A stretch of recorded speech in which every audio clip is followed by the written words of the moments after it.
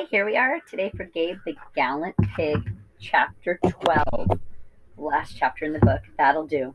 Hundreds of thousands of pairs of eyes watched that first dog, but none more keenly than those of Mr. Hoggett, Fly, and Babe. The car park was a big sloping field overlooking the course, and the farmer had driven the Land Rover to the topmost corner, well away from the other cars. From inside, the three so different faces watched intently. Conditions, Hoggett could see immediately, were very difficult. In addition to the driving rain, which made the going slippery, and the sheep more obstinate than usual, there was quite a strong wind blowing almost directly from the holding post back toward the handler, and the dogs were finding it hard to hear the commands. The more anxious the dog was, the more the sheep tried to break free from him, and thus the angrier he became. It was a vicious circle, and when at last the 10 sheep were penned and the handler pulled the gate shut and cried, "That'll do," no one was surprised that they had scored no more than 70 points out of a possible 100. So it went on. Man after man came to stand beside the great stone, men from the north, men from the west, from Scotland, from Wales and Ireland, with dogs large and small, rough-coated and smooth, black and white or gray or brown, or the blue merle. Some fared better than others, of course, and were steadier on the sheep, or had steadier sheep to deal with. But still, as Farmer Hoggett drew near, and as luck would have it, he was the last to go. There was no score higher than 85. At home, Mrs. Hoggett chanced to turn the sound of the television back up in time to hear the commentator confirm this. "One more to go," he said, "and the target to beat is 85 points, set by Mr. Jones from Wales and his dog Bryn. A very credible total considering the appalling weather conditions we have up here today. It's very hard to imagine that score being beaten, but here comes the last competitor to try and do that." And suddenly there appeared on the screen before Mrs. Hoggett's eyes the tall, long striding figure of her husband walking out toward the great stone, and tubby old Fly at his heels. "This is Mr. Hoggett, with Pig," said the commentator. "A bit of a strange name, that is, but then I must say the dog's rather on the fat side. Hello, he's sending the dog back. What on earth? Oh, good heavens! Will you look at that?" And as Mrs. Hoggett and hundreds of thousands of other viewers looked, they saw Fly go trotting back towards the car park. And away from it, cantering through the rain, came the long, lean, beautifully clean figure of a large white pig. Straight to Hoggett's side ran Babe and stood by like a statue, his great ears fanned, his little eyes fixed upon the distant sheep. At home, Mrs. Hoggett's mouth opened wide. But for once, no sound came out of it. On the course, there was a moment of stunned silence, and then a great burst of noise. On the screen, the camera showed every aspect of the amazing scene.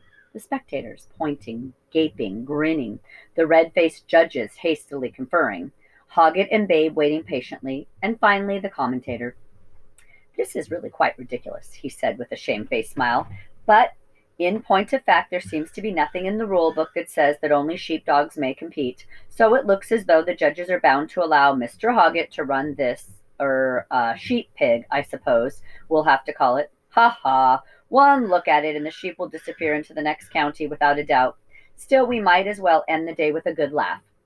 And indeed, at that moment, a great gale of laughter arose as Hoggett, receiving a most unwilling nod from the judges, sat quietly. "Away to me, Pig," said Babe. And Babe began his outruns to the right.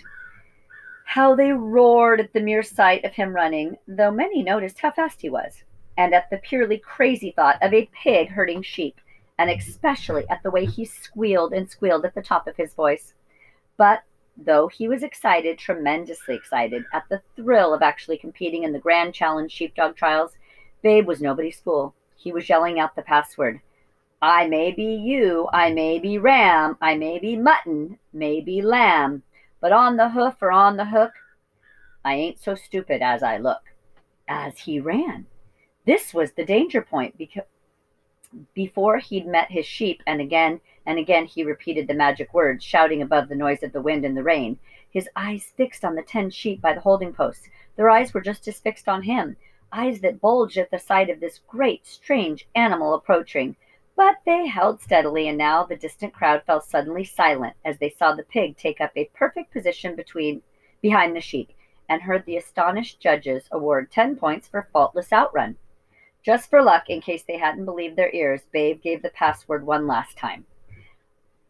"I ain't so stupid as I look," he panted, "and a very good afternoon to you all. I do apologize for having to ask you to work in this miserable weather. I hope you'll forgive me." At once he had hoped At once, as he had hoped, there was a positive babble of voices.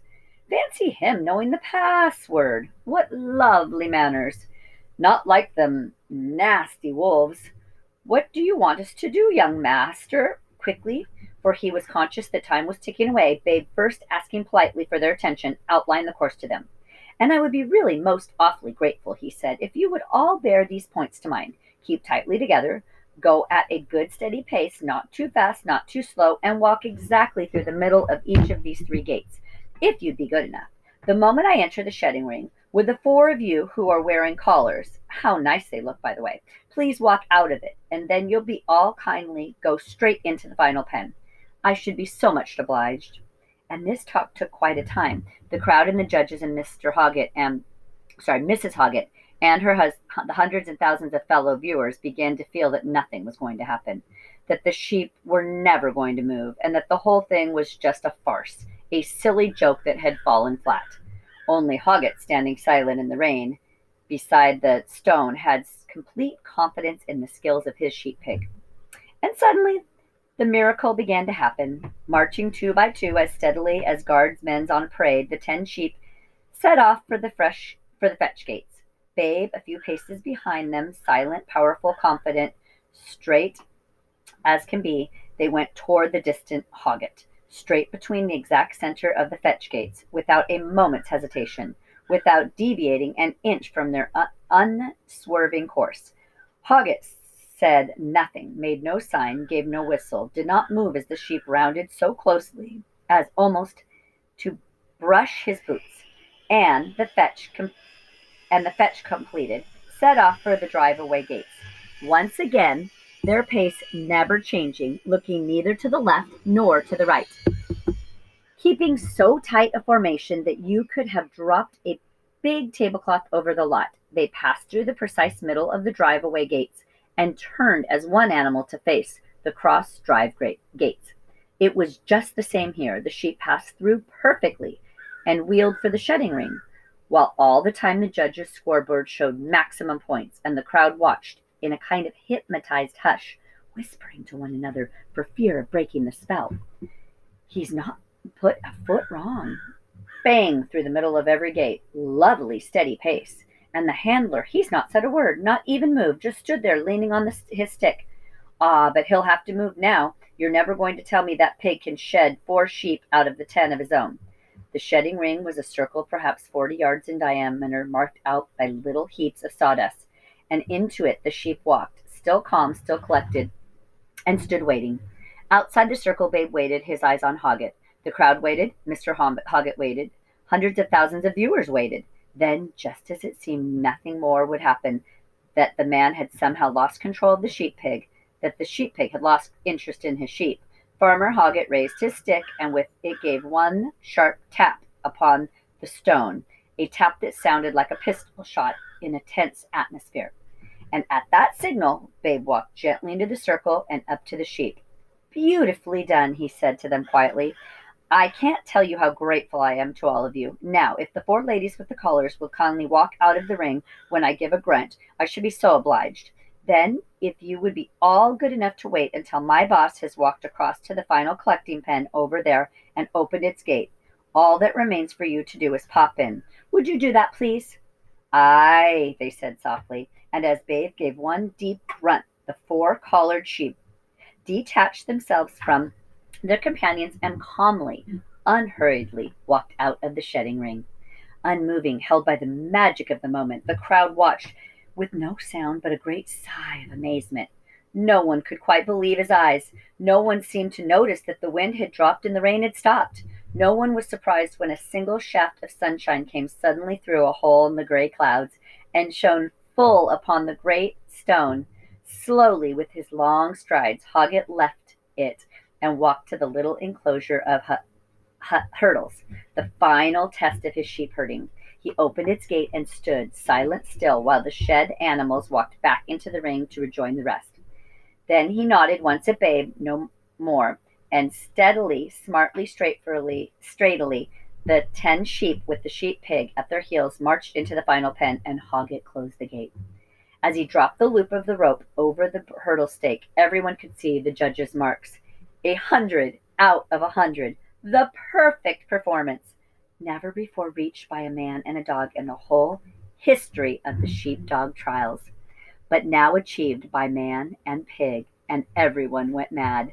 At home, Mrs. Hoggett erupted like a volcano into a great lava flow of words, pouring them out toward the two figures held on the camera, as though they were actually inside that box in the corner of her sitting room, cheering them on, praising them, congratulating first one and then the other, telling them how proud she was to hurry home, not to be late for supper. It was shepherd's pie. As for the crowd of spectators at the Grand Challenge Sheepdog Trials, they shouted and yelled and waved their arms and jumped about, while the astonished judges scratched their heads and the amazed competitors shook theirs in wondering disbelief. Marvelous, marvelous, bleated the 10 pen sheep, and from the back of the ancient Land Rover at the top of the car park, a tubby old black and white collie, her plumed tail wagging wildly, barked and barked and barked for joy. In all the hubbub of the noise and excitement, two figures still stood silently side by side. Then Hoggett bent and, gently scratching Babe between his great ears, uttered those words that every handler always says to his working companion when the job is finally done. Perhaps no one else heard the words, but if they did, there was no doubting the truth in them.